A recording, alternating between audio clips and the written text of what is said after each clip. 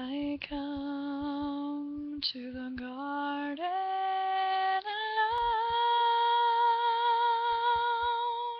while the dew is still on the roses, and the voice I hear falling on my ear, the Son of God discloses.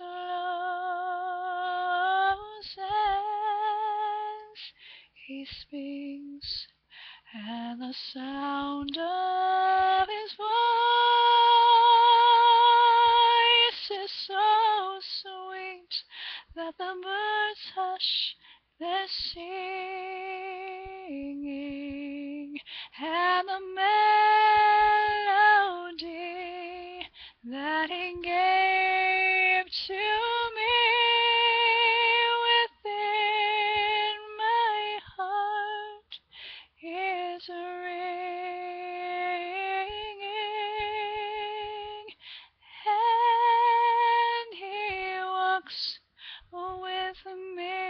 and he talks with me, and he tells me I am his own, and the joy